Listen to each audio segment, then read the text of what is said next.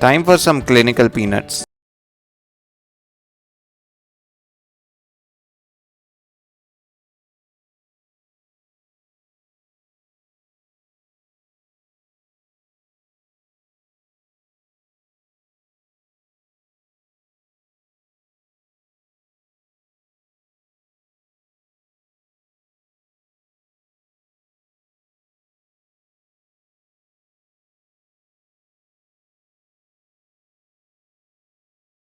To be very interesting because we have Dr. Akshay Nair, who is an ophthalmologist based in Mumbai, and he's currently the consultant in ophthalmic plastic surgery and ocular oncology services at Mumbai units of Dr. Agarwal's group of eye hospital.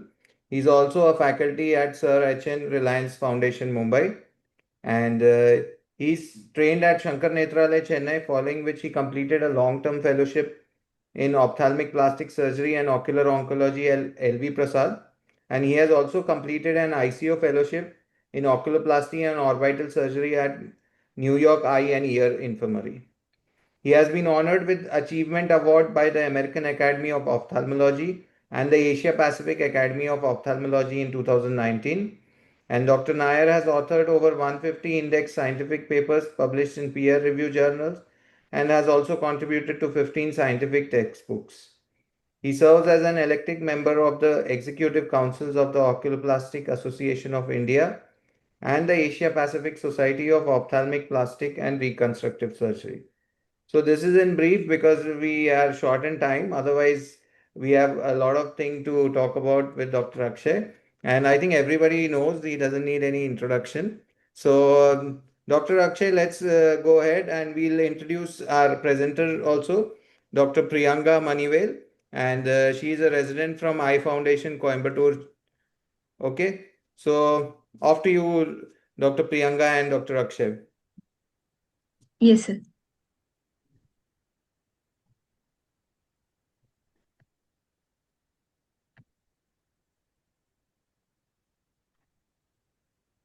Can I start my presentation, sir? Yes. Yes. Good evening, everyone. I am Dr. Priyanka, second year DNB resident from Eye Foundation, Coimbatore. And I'm here to discuss a case. A 35 years old female came to us with a complaints of watering and discharge for 3 months. And she was already diagnosed as dry eye, and she was on treatment with Sustain Ultra and Sequave eye drops. And there is no history of facial trauma or any nasal or orbital surgeries or radiation therapy, and no history of chronic sinusitis, no evidence of any eyelid malposition, and there is no history of any chronic conjunctivitis, and no history of chronic nasal discharge or any breathing difficulty.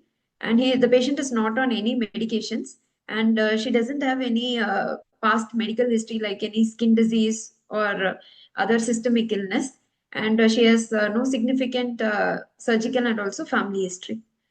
On further evaluation of the patient, we could see the BCVA 66 in both the eyes, and the anterior segment findings were within normal limits, and also the posterior segment was within normal limits.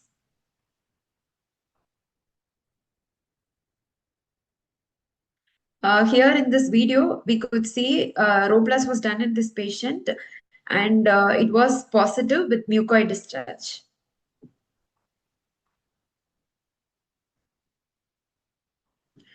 Now we have with our negative histories. Basically, we have ruled out mostly all the secondary causes of NLDO, and considering the age of the patient, the provisional diagnosis in this patient is primary Naso Lacrimal Duct obstruction, which has led to chronic Dacryocystitis. And we can proceed with this case with a complete examination of the lacrimal system in both the eyes, and also syringing should be done to know the level of obstruction. And we should also rule out the functional failure and also the dry eye. Further anterior segment rhinoscopy or endoscopy should be done to look for any localized nasal pathology which is causing the obstruction. And this is the end of my presentation, sir. Any question? .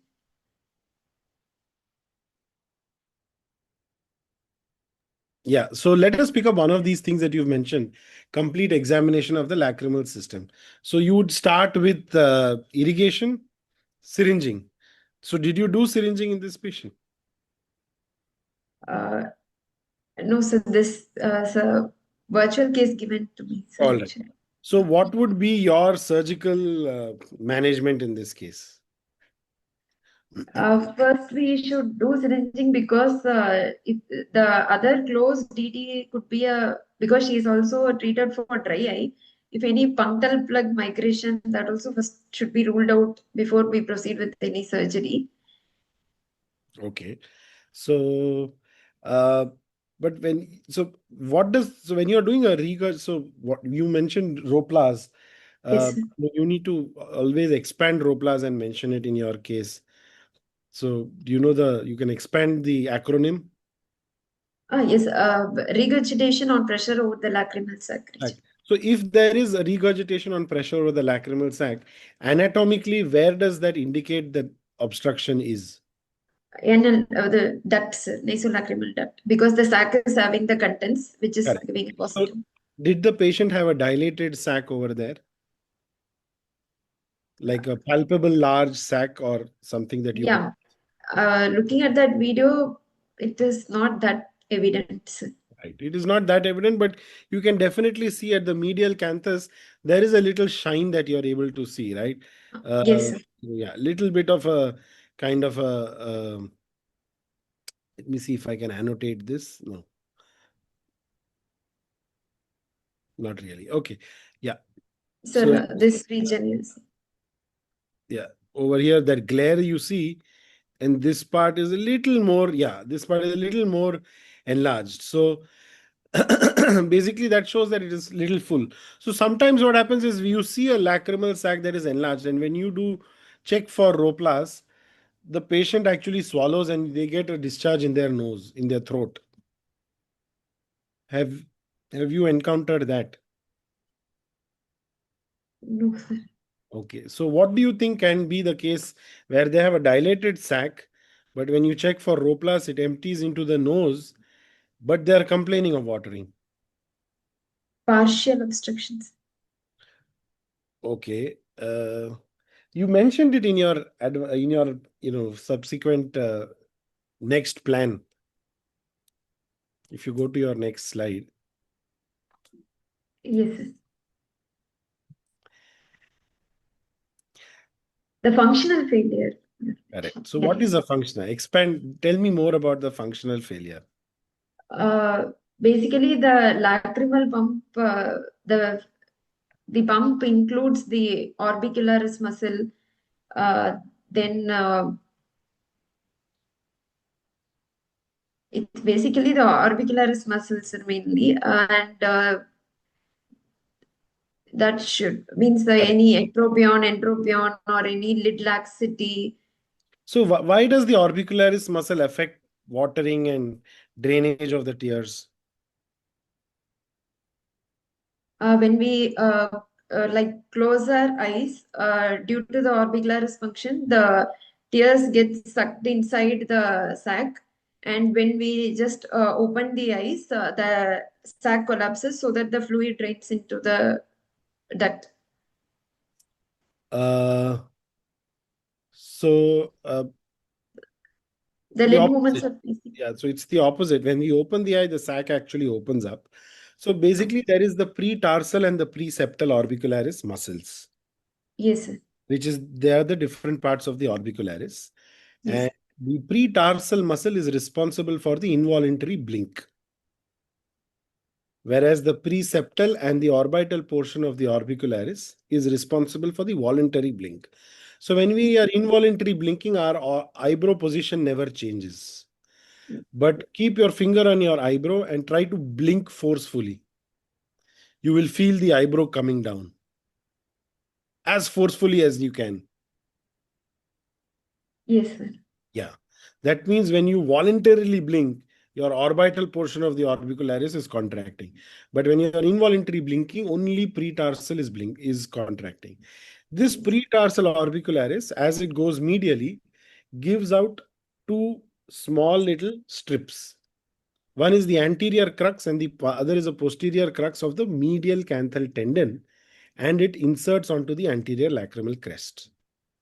And Yes. in between this anterior and posterior crux lies your lacrimal sac or the fundus of the sac. So with each blink, your sac gets compressed by the orbicularis, and there is no lumen. And as the muscle relaxes, the sac opens up.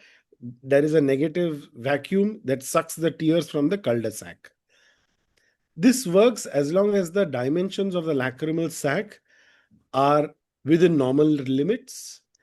And if the muscle that is working, which is the orbicularis muscle, is dynamically pumping, which means if there is facial paralysis or trauma to the muscle or the nerve, it will not work.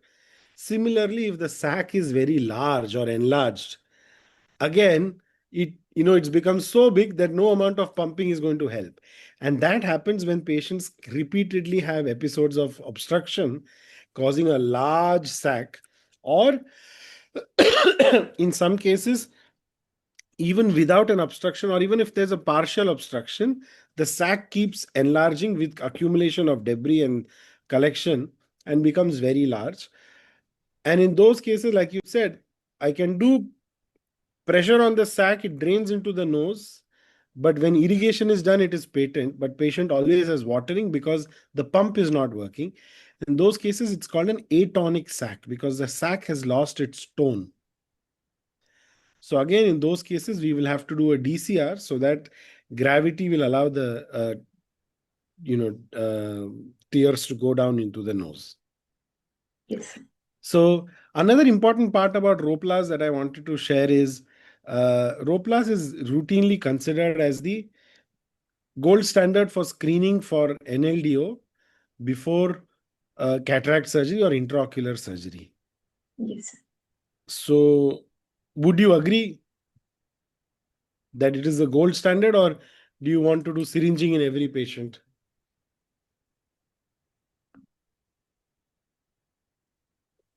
No, sir, I agree because syringing is also not like it is a atraumatic procedure totally. It depends on the skill of the person who is doing it also. We can't just go on that. So what will be your how will you decide which patients you want to do Roplas and go ahead with cataract, or which surgery patients you want to do syringing and then go ahead with cataract, or everybody you feel syringing is okay? Roplas is okay. No, sir. If we are obviously when we are seeing the patient is continuously having watering and complaints of watering and discharge on and off, and age of the patient, considering that we can go ahead and do syringing in those patients before doing. Otherwise, routinely we here check for every patient Roplas before proceeding with cataract surgery. Excellent. So maybe I can just share a couple of slides, not a couple of 5 slides, if you can stop your screen sharing. Sure, sir. Yeah. Dr. Anuj, if I have the permission to share some information. Absolutely, it's your session, Dr. Akshay. So, this was a very important point Dr. Priyanga mentioned. Is Roplas enough, or does it rule out NLD conclusively? And all of us, even we used to use this paper as our guiding light, which is by Dr. Ravi Thomas, the late Ravi Thomas, where they had studied 620 patients odd and checked if they had Roplas positive or negative. And based on that, they decided what needed to be done. And they said that, the negative predictive value of this test was 99.5%, which means if it is Roplas negative, 99.5% of the times they will not have a NLD block. But with 600 patients, I think it's a very small population. And Dr. Usha Kim, madam from Arvind Madurai, she and her team have taken it to the next level. And this is a fantastic paper. This came out in 2020, where they checked 8,369 eyes. And they checked both Roplas and irrigation in all the patients. So what they found is that specificity is 100%, which means if the Roplas is positive, 100% the patient has NLDO, and we, I think, logically can agree. But they said that the sensitivity of Roplas to diagnose NLD was 54%, which means if Roplas was negative, 54% of them, 45.5% of them still had NLD obstruction.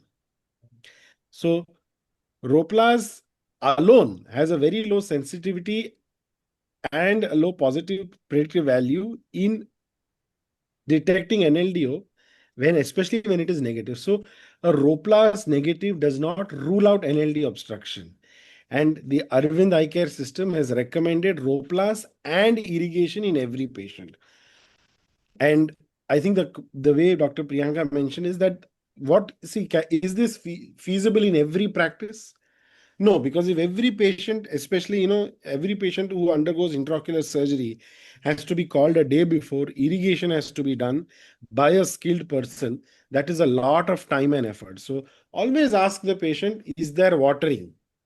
And then they will tell you that if there is watering or if they're complaining of discharge, go ahead and do irrigation. Don't leave NLD obstruction just to Roplas.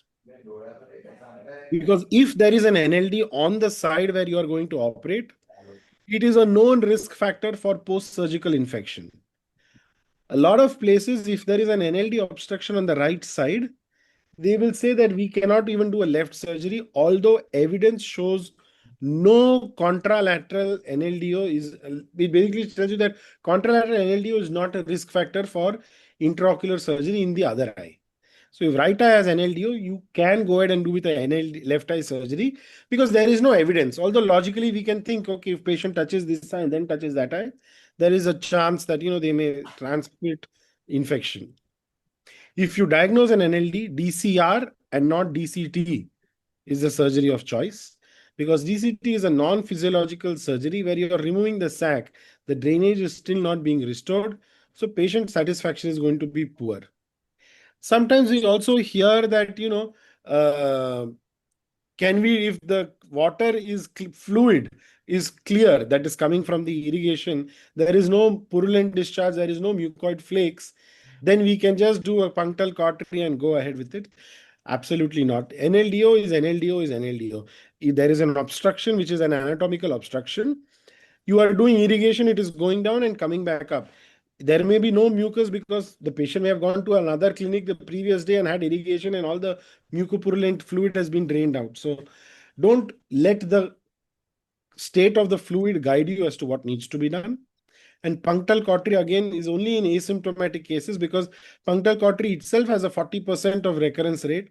So they are going to open up. You may be able to just do their cataract surgery and get away with the risk of infection, but it is no longer a standard practice to do punctal cautery in NLD patients and to go ahead with NLDO. So always ask if the patient has watering before cataract surgery or intraocular surgery, because your intraocular surgery will not be addressing their watering. Always listen to these patients before surgery and plan your strategy. Otherwise, they will make sure that you have to listen to a lot more from them after surgery. And there is enough evidence that tells you that, NLD obstruction is a risk factor for post-op intraocular infection. Because there are studies that have shown that post-DCR surgery, the microbiological count and the flora in the conjunctival sac reduces significantly, not just commensals, but also pathogenic and drug-resistant bacteria. There have been papers that have documented this nasolacrimal duct screening to minimize post-cataract endophthalmitis because they've seen that patients in whom they received this group treated end-off patients, and they found that 50% of those with end-off had an NLD blocked. So a higher rate of NLD obstruction is seen in post-cataract endophthalmitis. So if you have an NLD obstruction, get your oculoplastic surgeon to clear that. How much do you usually wait? You usually wait about 4 weeks because that is the amount that is needed for the normalization of the flora. All right, so I think I'll stop with my the slides over there. So now the patient has come to you for surgery. What surgery would you advise, and what will be your plan, surgical steps? DCR, sir. The plan would be a DCR in this case. Okay. So And would you prefer an external DCR, an endoscopic DCR, or what do you think are the advantages of either? endoscopic DCR, we don't have an external scar, sir, and there is, but there is a minimal risk of bleeding also. Yeah, so that is correct. Endoscopic DCRs, now a lot of oculoplastic surgeons, including ourselves, do it. The advantage of endoscopic is primarily two. One is there is no visible scar. And second is that even if it is in a case of an acute dacryocystitis with pus accumulation, we can go ahead and do an endoscopic DCR, which usually we cannot do in an External. external DCR. External DCR, we'll have to treat the acute bacterial dacryocystitis and then do it. So as a resident, you are, the NMC and the DNB curriculum says that you should be able to independently do a DCR. So what resident are you? Are you a final year resident? Second year, sir. Second year. Have you seen a DCR or have you done a DCR? I have seen DCR, sir. I not many may know, when I was a fellow, our founder of Clinical Peanuts was a resident posted alongside me, and I have had the privilege of assisting him in DCRs. Even though now he's a retinal surgeon, I can tell you he's done a few DCRs during his time. So yeah, it's always good to know and do a DCR. Yes. And if we have time, I can go over the video of an external DCR so that we Yeah. have. So, what are the points like why we cannot do a external DCR in a case of acute dacryocystitis? Yeah. So I think that's a great question. The reason why we typically cannot do an external DCR is normally when there is a lot of induration. And with that induration over the area, if we make an incision, the skin, the subcutaneous tissue is very, very friable and dissection becomes very difficult. Secondly, in the presence of pus and a lot of inflammation, your local anesthetic agent will not take up. It will not reach the planes, the subcutaneous planes. Remember, I think DCR is one of the most painful surgeries under local anesthesia when the local doesn't work. Because here you're actually crunching bone and piercing it out. So if done well, the local spreads beautifully, and patients are very comfortable even while bone punching. But if you're punching bone and the patient is complaining of pain, that means it's not a pleasant experience. So the dissection planes are not going to be clear. There will be a lot of friable tissue, bleeding will be higher, and local anesthesia will not take effect.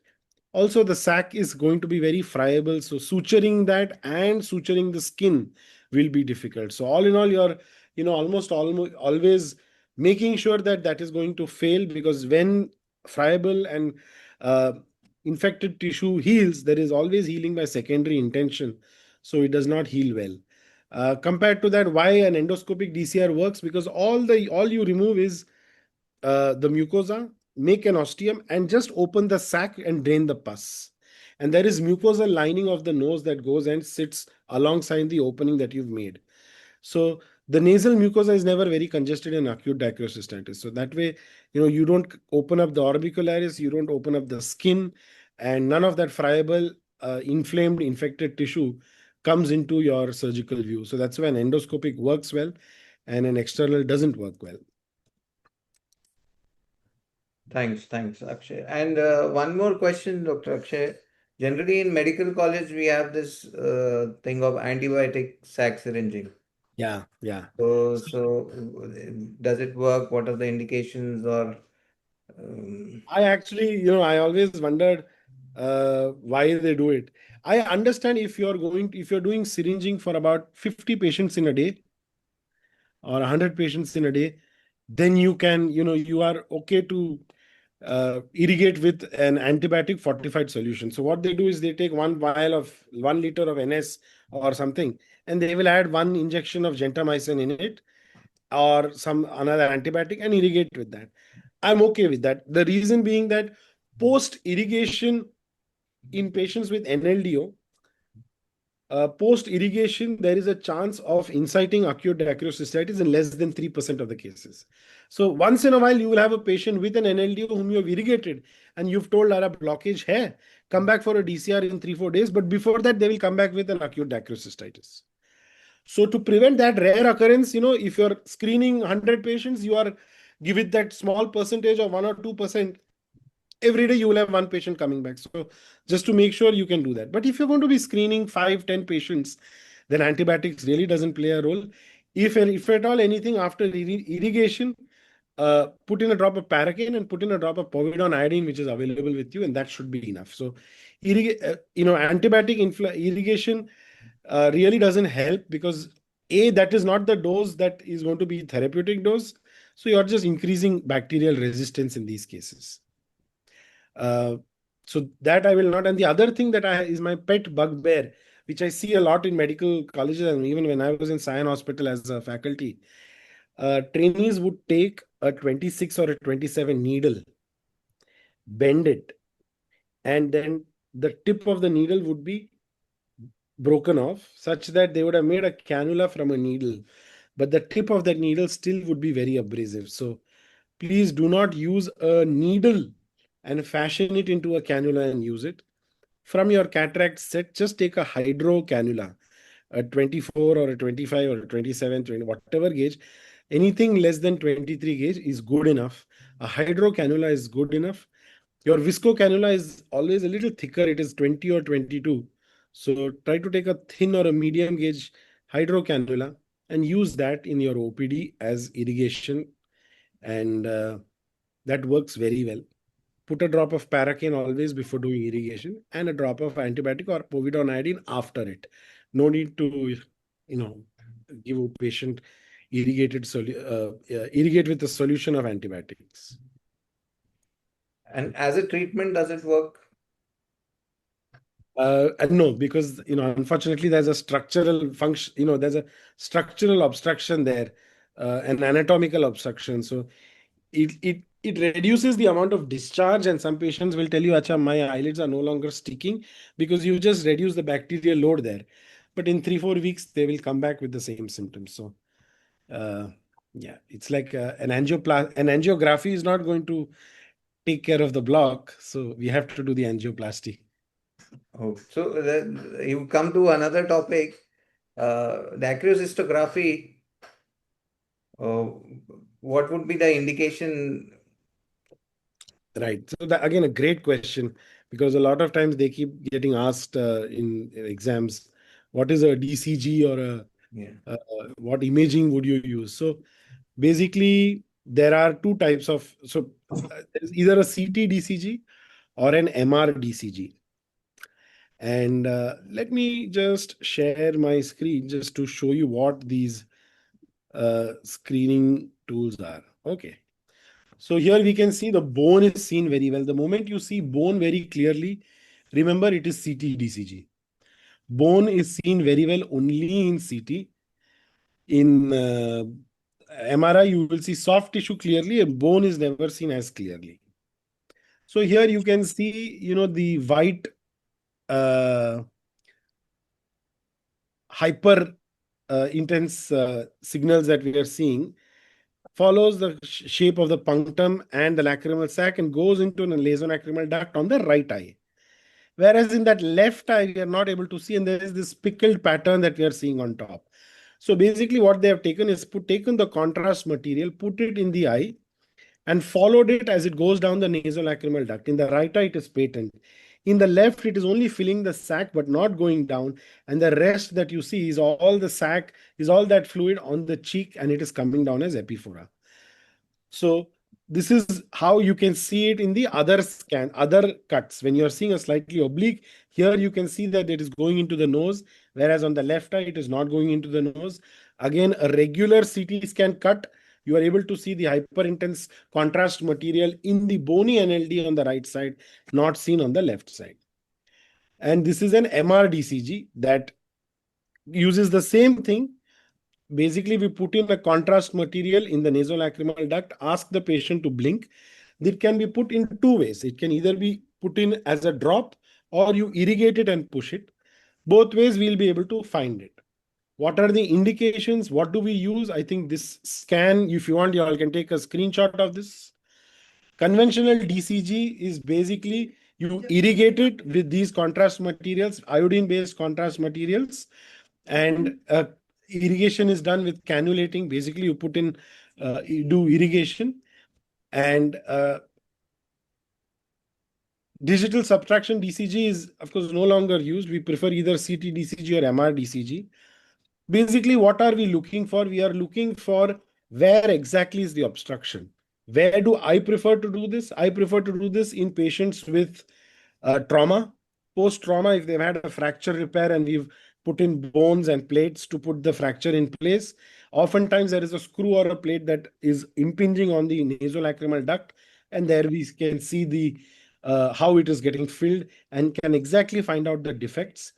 Patients with congenital nasolacrimal disorders with a lot of other craniofacial disorders, like for example, the Tessier's cleft, lip, cleft palate, and all those things. And also functional epiphora, patients in whom your Schirmer's is normal, your irrigation is patent, the anatomically everything is normal, but still they complain of watering. Then you can do an MR DCG because it is a dynamic thing. It records the state of the NLD and the drainage while the patient is blinking. Only disadvantage, it's got a long acquisition time.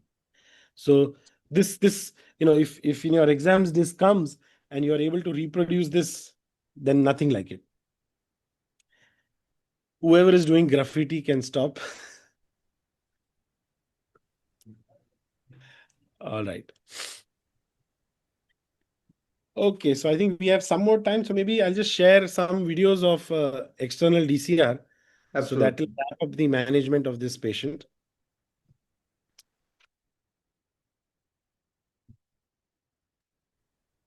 Okay.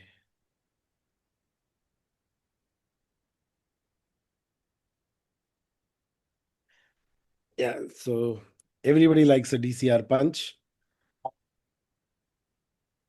So I'll just quickly come. Yeah. So like I said, NLD obstruction, confirm with irrigation, always check for Roplas because you have to know whether you're dealing with a mucocele or an atonic sac.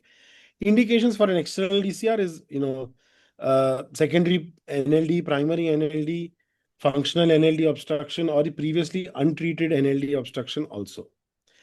Acute Dacryocystitis, lacrimal abscesses, and canalicular blocks. These are not indications for DCR because doing a DCR in these cases will not lead to an anatomical success. It's always important. My biggest fear as a resident or a fellow in a DCR was too much bleeding. And that is actually in our hands. We need to make sure that the patient is optimized. They're non-hypertensive. Their anticoagulants are stopped. There is good nasal decongestion and nasal packing before the surgery. So basically, the anatomical landmark is your anterior lacrimal crest. Beyond the anterior lacrimal crest, here lies your lacrimal sac. So anterior lacrimal crest is the medial continuation of your orbital rim, and we can palpate it as we go underneath the eye medially. Beyond that lies the lacrimal sac in the lacrimal sac fossa, and that is the bony cavity in which the sac is. So area of interest where you need to give block is, infraorbital nerve. Additionally, supratrochlear and supraorbital nerves are also need to be anesthetized so that patient has complete sensory anesthesia over the area of surgery. So I'll just quickly show where I give blocks in this case. So this is the infraorbital nerve where when it is blocked, this is the area that is blocked. So infraorbital nerve is at the junction of the medial 1/3 and lateral 2/3 of the orbital rim, inferomedial orbital rim. So about 2 to 3 cc of local anesthesia there is adequate. Once that is done, I infiltrate over the surgical site. Again, a couple of cc is given over there. You can see how it is, separating the orbicularis plane. And then slightly higher up, again, infiltration over the surgical site. And finally, then you address your supratrochlear and supraorbital nerves by hitching onto the bone, feeling the supratrochlear notch, and then with your 26 needle or 25 needle, going deep into the orbit, staying away from the globe. This is what is going to anesthetize your ethmoidal air sinuses as well, your ethmoidal sinus. Again, if you have any local remaining, always inject it around the area. Anything less than 8 to 10 cc infiltration and block is less. Always give about 8 to 10 cc at least. Okay. So once that is done, sorry.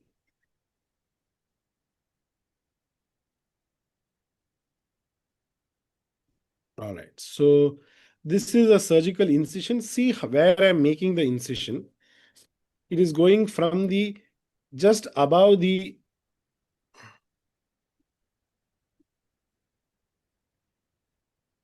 okay. I'm not able to annotate this.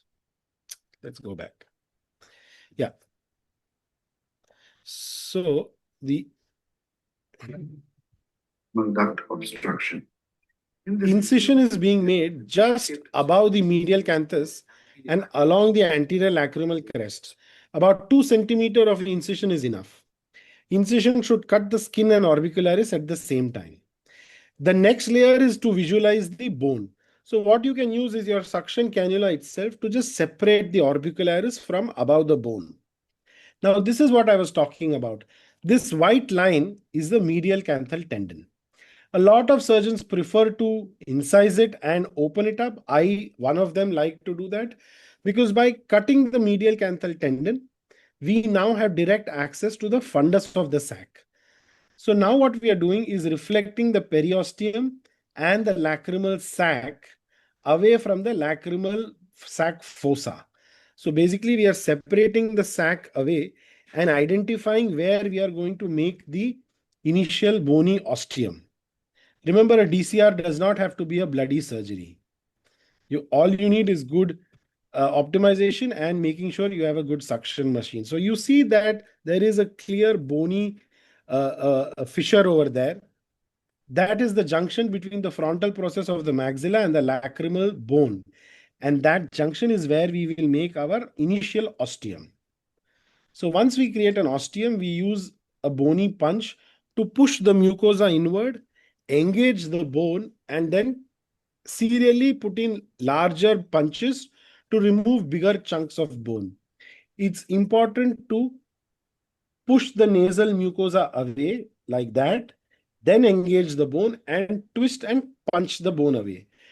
You will see the nasal mucosa, and that needs to be preserved because you don't want to damage it when you are making your ostium. So we are now putting in larger and larger bone punches and removing more and more pieces of bone. So you see, push the mucosa, it will not get damaged. So how much of a big ostium is enough? Now the ostium should extend from about a few above the common canalicular or the medial canthal tendon superiorly. So 5 mm is probably a little too much, maybe 2-3 mm. Anteriorly, as much as you can go with preserving the bridge of the nose. Inferiorly, till the nasolacrimal duct is visualized, and posteriorly, till the ethmoidal air cells are cleared. This way, you will have a large patch of nasal mucosa on which you can make your nasal flaps. Now, while making the nasal flap, I will infiltrate the nasal mucosa with local anesthesia. And while the LA takes effect, a little visco is injected into lacrimal sac so that the sac bulges out. When this happens, I know that when I'm making a lacrimal sac flap, the tip of my blade will not damage the mucosa inside the sac. So one horizontal incision, another horizontal incision superiorly, and both of them are connected with another incision with the Westcott. So see how the lacrimal sac flap unfurls. So that big flap is the lacrimal sac flap. Now similarly, we will create a nasal mucosal flap. Because we have infiltrated this nasal mucosa with local anesthesia, it does not bleed on cutting it. And in the same way, a U-shaped flap is created. 2 incisions that are joined together by cutting them, creating a cut inferiorly. And below this, you will see the nasal pack underneath from the nose. All right. So now what we need to do is suture these two mucosal flaps. Here we've got a little extra that usually doesn't happen. We are adding a little mitomycin C. I used to do this routinely, now I don't. Once this is done, you can put in a probe and check the patency, and then the flaps are sutured together. 3 such absorbable sutures are put in such that the flaps anastomose, and then the wound is closed. You can close it in layers, 2 layers. The first layer of orbicularis with an absorbable suture and then a non-absorbable suture on top. This way your NLDCR is done, the nasal pack is removed 12 to 48 hours later, and the patient is good to go home the same day.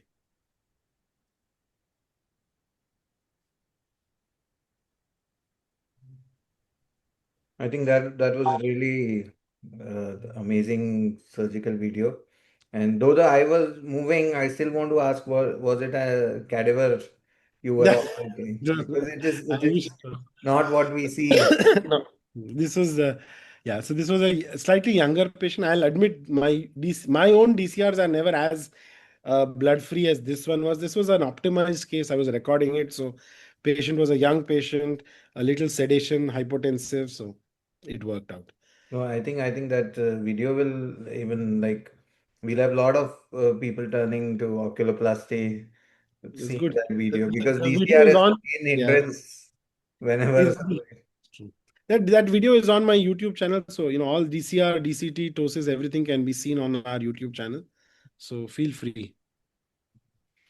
Okay. So, any more questions you have, Dr. Akshay, or anyone wants to ask Dr. Akshay because he has some commitments in some time, so he has taken his time off. If anyone wants to ask anything to Dr. Akshay, please go ahead. Sir, may I ask? Go Please, ahead, please. please. Sir, you showed one paper in which it was written 100% specificity for Roplas. So if it is positive, then there is NLD obstruction 100%. So Agreed. we need to do irrigation for them, or directly we can plan for surgery. You can directly plan surgery. So if you've got a Roplas positive, it is 100% an NLD. But if you've Okay. got what it says that if you've got Roplas negative, those patients you need to do irrigation. So for positive, without syringing, without irrigation, we can plan for surgery, right? That is correct. Yeah. Okay, sir. Thank you. No, sir. Can I ask one question, sir? Please, sir. Go ahead. Sir, what will be the management of sir common canalicular block and upper or a lower canalicular block, and how to diagnose it? Okay. So canalicular blocks basically can be either isolated lower, isolated upper, or in both canaliculi, which is bicanalicular, or Yes. in the common canaliculus. So if the patient has an upper canalicular block or an isolated lower canalicular block, when you put in your cannula for irrigation, it will not go through. You will feel a soft stop somewhere, and you will feel dragging of the entire eyelid unit as you're pushing it. So Yes, sir. that can be done while you're irrigating it, and at the same time, you can feel that there is a block. If you feel it in the lower, then you try irrigation from the top. If from the top it is patent, or if on top you feel that there is a block, canalicular block, but from the lower it is patent, you do not need to do anything.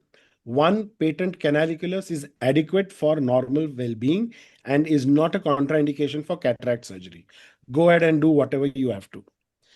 Bicanalicular blocks, isolated upper, isolated lower, are difficult to treat because each canaliculus has to be now restored. One surgery that is common is to do something known as a canalicular trephining, where you overcome that obstruction and then put in a stent, a mini monoca or a mini monoca stent, which is a monocanalicular stent that goes into the nose and is self-retaining at the punctum, goes into the lacrimal sac rather. And then it is taken off at about 6 weeks. Common canalicular blocks are slightly more difficult to treat because in those cases you have to create what is advised is a conjunctival DCR, which is a bypass from the conjunctival cul-de-sac into the nasal cavity through the sac. Personally, I prefer to refer common canalicular block patients to my nearest competitor because they are notoriously bad for surgical failure. Common canalicular blocks, I must say, is again not a contraindication for intraocular surgery. Patient may complain of watering, but because there is no direct communication between the eye and the conjunctival sac and the nasolacrimal duct, the common canalicular or bicanalicular blocks are not contraindications for intraocular surgery. In these cases, nowadays, of course, I prefer to do just injecting a little bit of botulinum toxin or Botox into the lacrimal gland that reduces the baseline tearing, and then they are much more comfortable. Because these patients, when they know that there is a reduced success rate in surgery, they don't prefer to undergo surgery. It's a great question, though. Thank you, sir.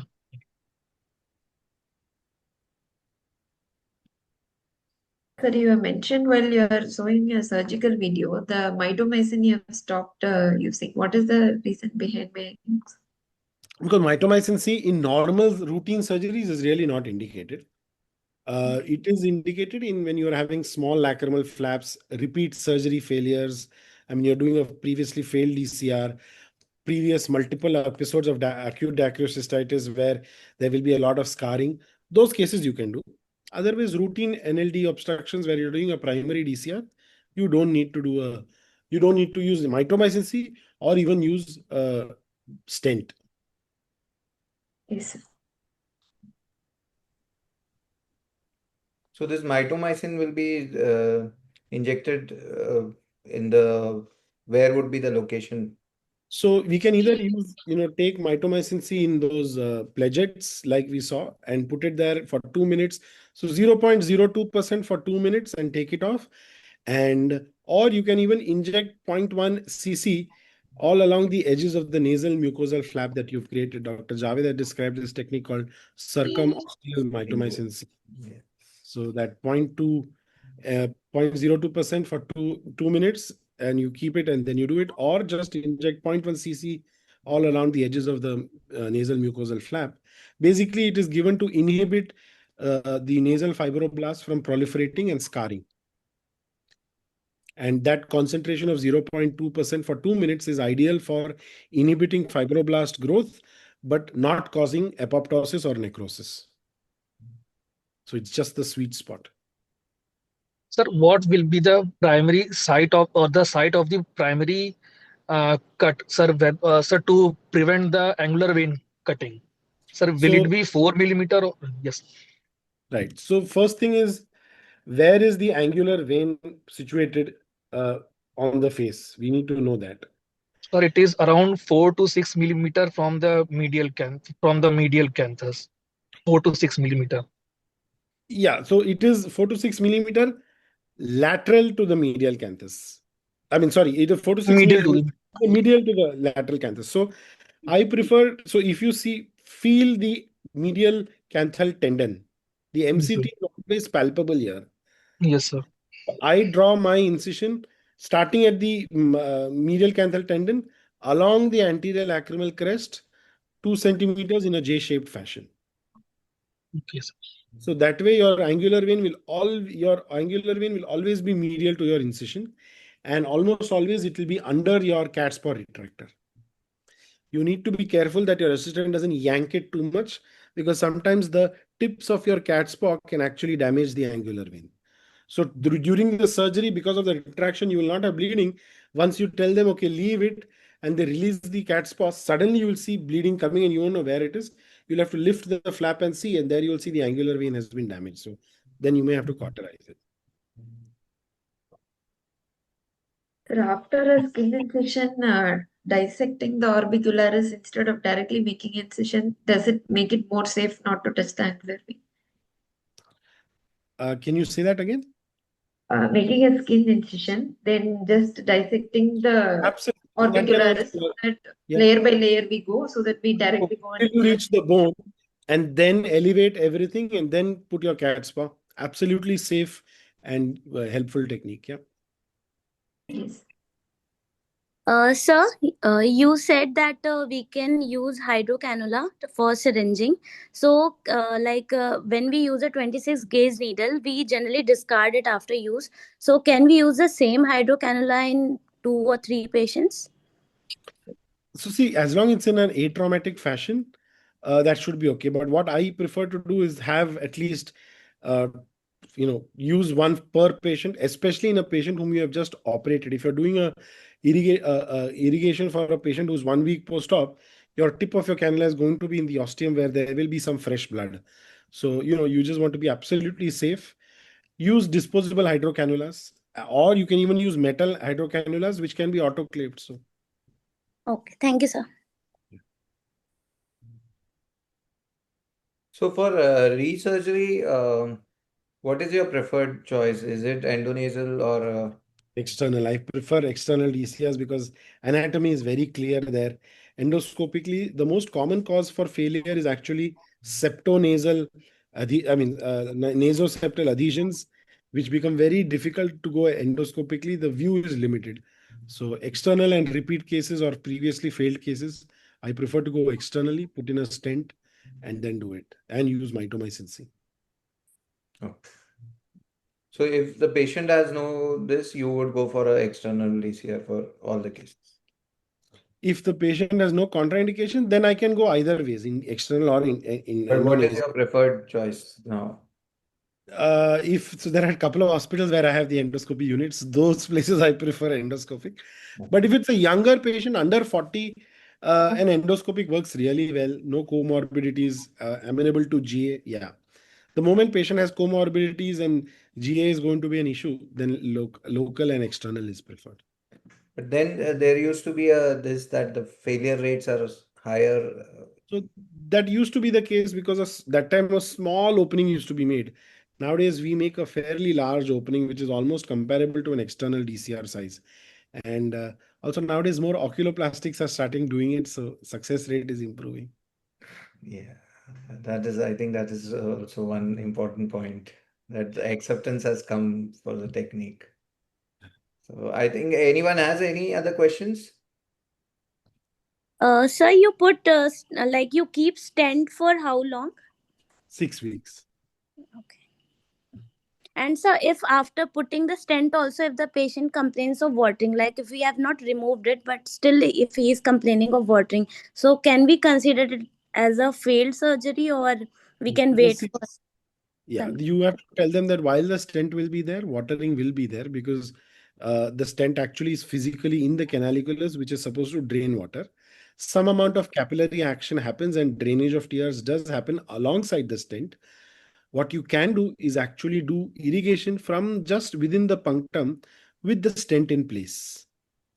And the patient, if it is truly a patent NLD ostium, with the stent in place, the patient will get water in their nose or throat.